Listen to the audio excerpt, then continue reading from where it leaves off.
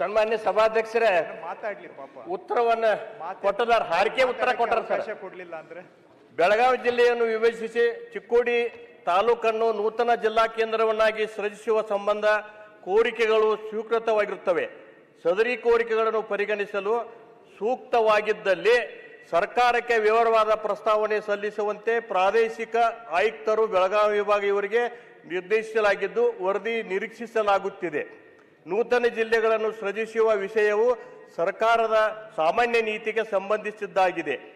ನೂತನ ಜಿಲ್ಲೆಯನ್ನಾಗಿ ರಚಿಸಬೇಕಾದರೆ ಭೌಗೋಳಿಕ ಮತ್ತು ಆಡಳಿತಾತ್ಮಕ ಅಗತ್ಯತೆಗಳ ಜೊತೆಗೆ ರಾಜ್ಯದ ಆರ್ಥಿಕ ಪರಿಸ್ಥಿತಿಯನ್ನು ಪರಿಗಣಿಸಿ ಸಂಪನ್ಮೂಲಗಳ ಕ್ರೋಢೀಕರಣ ಮತ್ತು ಹಣಕಾಸಿನ ಇತಿಮಿತಿಯನ್ನು ಒಳಗೊಂಡಿರುತ್ತದೆ.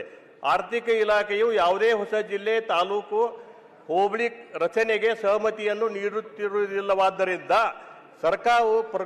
ಸರ್ಕಾರವು ಪ್ರಸ್ತುತ ಹೊಸ ಜಿಲ್ಲೆಗಳ ರಚನೆಗೆ ಯಾವುದೇ ತಾತ್ವಿಕ ನಿರ್ಣಯ ಕೈಗೊಂಡಿರುವುದಿಲ್ಲ ಅಂತ ಹೇಳಿ ಅಂದ್ ಹಿಂಗೆ ಹಾರಿಕೆ ಉತ್ತರ ಕೊಟ್ಟರೆ ಹೆಂಗ್ ಸರ? 18 MLA ಕ್ಷೇತ್ರ ಸರ್, ಇದು ದೊಡ್ಡ ಜಿಲ್ಲಾ.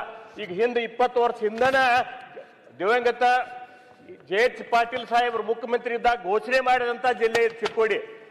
ಇಲ್ಲಿ ತಕ 25 ವರ್ಷ 30 ವರ್ಷ ಆದ್ರೂ ಇನ್ನೂ ತಕ ಜಿಲ್ಲೆ ಘೋಷಣೆ ಆಗ್ತಾ ಇಲ್ಲ.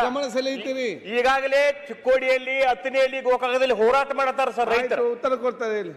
ಹೀಗೆ 30 ವರ್ಷ ಹೋರಾಟ ಮಾಡಿ ಒಬ್ರು ರೈತರು, ಈಗ ನಮ್ಮ ನಾಯಕರು ಒಬ್ರು ಸತ್ತು ಹೋದ್ರೆ ಈಗ ಬರೀ ಹಾರಿಕೆ ಉತ್ತರ ಕೊಟ್ರೆ ಹೆಂಗ್ ಸರ? ಈ ಘೋಷಣೆ ಮಾಡ್ಬೇಕೀಗ ಚಿಕ್ಕೋಡಿ ಜಿಲ್ಲಾ ಘೋಷಣೆ ಮಾಡ್ಬೇಕು. 18 MLA ಕ್ಷೇತ್ರ. ಈಗ ಧಾರವಾಡ ಈಗ 3 ಜಿಲ್ಲಾ ಮಾಡಿದಾರೆ ಸರ್. ಗದಗ ಮತ್ತ ಹಾವೇರಿ ಮತ್ತ ಧಾರವಾಡ ಮತ್ತ ನಮ್ ಬೆಳಗಾವಿ ಜಿಲ್ಲಾ ಮಾಡಕ್ ಹಾಕಿ ಇವ್ರಿಗೆ ಹಿಂದೇಟ್ ಹಾಕ್ತಾರೆ ಸರ್ಕಾರದವ್ರು.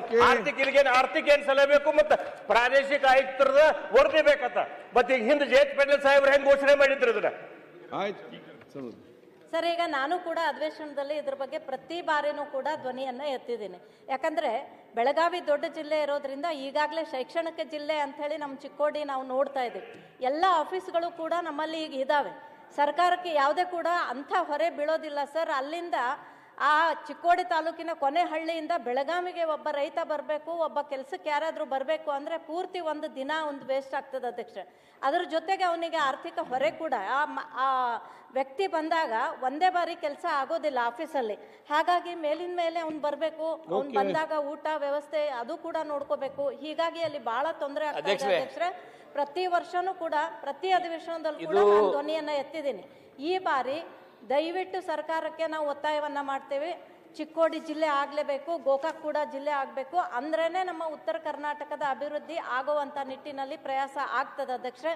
ಹಾಗಾಗಿ ತಮ್ಮ ಮೂಲಕ ನಾನು ಸಚಿವರಲ್ಲಿ ಮತ್ತು ಮುಖ್ಯಮಂತ್ರಿಗಳಲ್ಲಿ ಮತ್ತೊಮ್ಮೆ ವಿನಂತಿ ಮಾಡ್ಕೋತಾ ಇದ್ದೇನೆ, ಇದನ್ನ ಚಿಕ್ಕೋಡಿ ಜಿಲ್ಲೆ ಅಂತ ತಾವು ಘೋಷಣೆ ಮಾಡಬೇಕು ಅಂತ ಹೇಳಿ ವಿನಂತಿಯನ್ನ ತಮ್ಮ ಮೂಲಕ ಅಧ್ಯಕ್ಷರೇ, ಇದು ವಿರೋಧ ಪಕ್ಷದವರು ಆಗಲಿ ಅಥವಾ ಆಡಳಿತ ಪಕ್ಷದವರಲ್ಲಿ ಪ್ರಶ್ನೆ ಅಲ್ಲ ಸರ್. ಎಲ್ಲರೂ ಒಟ್ಟಿಗೆ ಕೂಡ ಈ ಜಿಲ್ಲೆ ಚಿಕ್ಕೋಡಿ ಜಿಲ್ಲೆ ಆಗಬೇಕಂತೇಳಿ ಬಹಳ ದಿವಸದಿಂದ ಬೇಡಿಕೆ ಇದೆ. ಮುಖ್ಯಮಂತ್ರಿಗಳು ಎಲ್ಲ ಚರ್ಚೆ ಕರೆದಿದ್ರು. ಇದು ಮತ್ತೊಮ್ಮೆ ಚರ್ಚೆ ಕರೆದು ಒಂದು ಸೀರಿಯಸ್ ಆಗಿ ಒಂದು ವಿಶೇಷ ಸಭೆ ಕರೆದು ಒಂದು ನಿರ್ಣಯ ಮಾಡಲಿಕ್ಕೆ ಅವಕಾಶ ಮಾಡಿಕೊಡ್ಬೇಕು ಅಂತೇಳಿ ನಾನು ಸರ್ಕಾರಕ್ಕೆ ಒತ್ತಾಯ ಮಾಡ್ತಾ ಇದ್ದೀನಿ ಸರ್. ಈಗಾಗಲೇ ಮಾನ್ಯ ಕಂದಾಯ ಸಚಿವ ವಿನಂತಿ, ನಿನ್ನೆ ಮಾನ್ಯ ಮುಖ್ಯಮಂತ್ರಿಯವ್ರ ಜೊತೆ ಇಡೀ ಗೋಕಾಕ್ ತಾಲೂಕು ಜಿಲ್ಲೆ ಆಗಬೇಕು ಎಲ್ಲ ಮಠಾಧೀಶರು, ನಾವು ಜಿಲ್ಲಾ ಉಸ್ತುವಾರಿ ಮಂತ್ರಿ ಸನ್ಮಾನ್ಯ ಸತೀಶ್ ಜಾರಕಿಹೊಳಿ ನೇತೃತ್ವದಲ್ಲಿ ಅವ್ರ ಅಪಾಯಿಂಟ್ಮೆಂಟ್ ತಗೊಂಡು ನಾವು ವಿನಂತಿ ಮಾಡ್ಕೊಂಡಿವಿ. ಮಾನ್ಯ ಮುಖ್ಯಮಂತ್ರಿ ಅವ್ರು ಏನು ಹೇಳಿದ್ರೆ, ವಿಧಾನಸಭಾ ಅಂದರೆ 18 ಕ್ಷೇತ್ರ ಇದೆ, ಅವ್ರನ್ನೂ ಎಲ್ಲ ಕರಿತೀವಿ. ಇಬ್ಬರು ವಿಧಾನ ಪರಿಷತ್ ಸದಸ್ಯರು 3 ಜನ ಆದರು, ಕರೆಸಿ ಚರ್ಚೆ ಮಾಡಿ ಆದಷ್ಟು ಬೇಗನೆ ನಿರ್ಣಯ ತಗೊಂಡು ನಮ್ಮ ವಿನಂತಿ ಸನ್ಮಾನ್ಯ ಸಭಾ ತಮ್ಮ ಮುಖಾಂತರ ಈಗಾಗಲೇ ಆಯೋಗಗಳು ರಿಕಮೆಂಡ್ ಮಾಡಿದ್ದು ಗೋಕಾಕ್ ಚಿಕ್ಕೋಡಿ ಜಿಲ್ಲೆ ಆಗಬೇಕಂತ ರಿಕಮೆಂಡ್ ಮಾಡಿದಾರು. ತಾವು ಆಡಳಿತ ದೃಷ್ಟಿಯಿಂದ ದಯಮಾಡಿ ಅಂದರೆ ಈ ಸದನ ಮುಗಿಯೊಳಗೆ ತಾವೆಲ್ಲ ಶಾಸಕರನ್ನು ಮತ್ತೆಲ್ಲ ವಿಧಾನ ಪರಿಷತ್ ಎಲ್ಲರೂ ಸದಸ್ಯರನ್ನು ಕರೆದು ತಾವೊಂದು ಸಭೆ ಮಾಡಿ ನಿರ್ಣಯ ಮಾಡಿದರೆ ಭಾಳ ದಿನ 40 ವರ್ಷದ ಹೋರಾಟ ಇದೆ. ಅದಕ್ಕೆ ದಯಮಾಡಿ ಗೋಕಾಕ್ ಮತ್ತು ಚಿಕ್ಕೋಡಿ 2 ಜಿಲ್ಲೆ ಮಾಡಬೇಕಂತ ನಾವು ಒತ್ತಾಯ ಮಾಡ್ತೀವಿ.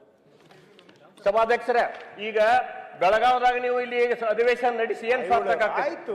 18 MLA ಕ್ಷೇತ್ರ ಸರ್, ದಯಮಾಡಿ ಗಮನಿಸಿ ಹೇಳಿದೀನಿ.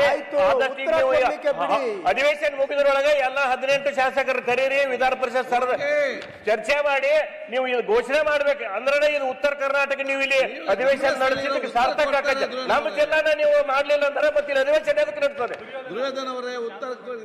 ಅದಕ್ಕೆ ನಾವು ಹೋರಾಟ ಮಾಡ್ಬೇಕಾಗತ್ತೆ ಸರ್. ಮತ್ತೆ ಹೌದು.